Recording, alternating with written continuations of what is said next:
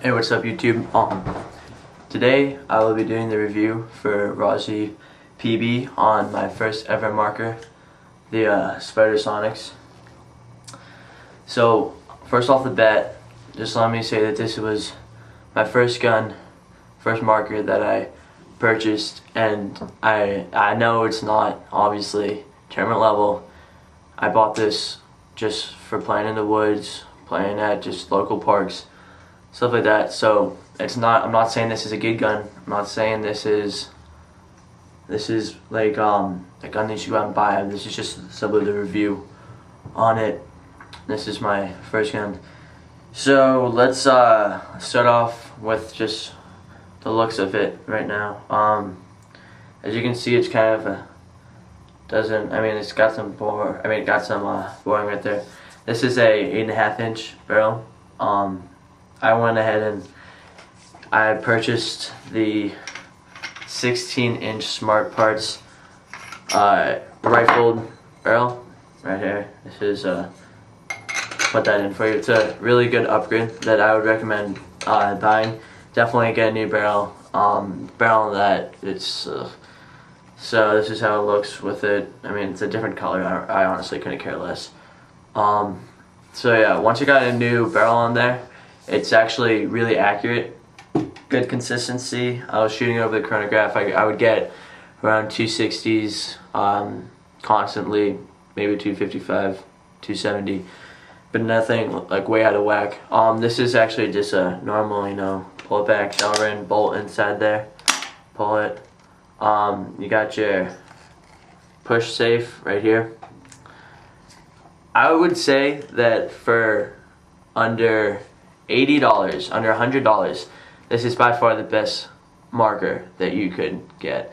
People are gonna say, oh, maybe like what's it called, Trilogy Autococker, maybe. I'm not talking about speed, because I'll get to this later, but you can't really shoot fast with this, maybe with a new trigger. But definitely accuracy and consistency, and this gun has never ever broken down on me.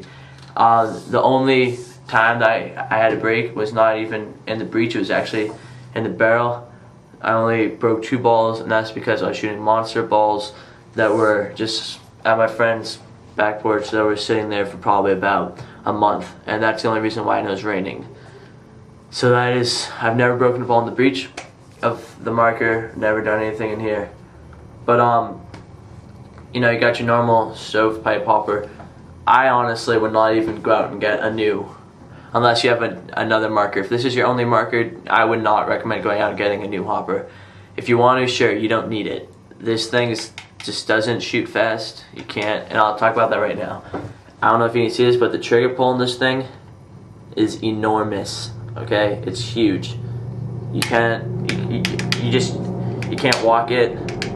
When I'm playing, I actually just go with my middle finger, just because there's no point in even trying to get the 2 finger, just get on it like that. There's no point. You just can't.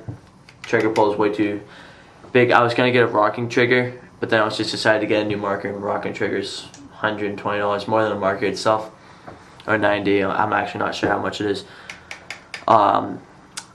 So besides trigger pull right here, like honestly, I'd say this is probably the worst trigger I've ever felt. It is such a big trigger pull. The trigger doesn't even feel good. It's just, I don't go for these with the 2 like loops there. They're just not working for me. One thing that I just don't like about Spyders in general is that you can't customize them. Spyders are very particular with you buying their products for their guns. Their threads are just ridiculous. I don't know if you can see this, but there's so many little lines there, and it's just, you can't, they can't even go with like an autococker thread or nothing. They have to go with just kind of annoys me. They're hard to upgrade. They're expensive to upgrade too. I would recommend getting a drop forward, because with unless you're running a remote line, but I did not have a remote line. I just had normal CO2 on this when I first got it. Normal CO2 just out here came out to about about there. You know, when you have it up here and here, this the CO2 is gonna keep you from, and since you can't look down the barrel, you're gonna have to go like this. But the CO2 is gonna keep, so it's gonna be more out here, like out like that. So if you want to actually get some good accuracy looking down the gun itself, it's hard to do that with the tank. So what I actually do is I put the tank over my shoulder. A lot of people do that. Some people don't like it. I like it a lot. It feels comfortable. You put it over your shoulder. You can, if you have a decent marker, you can get on it, start out shooting fast.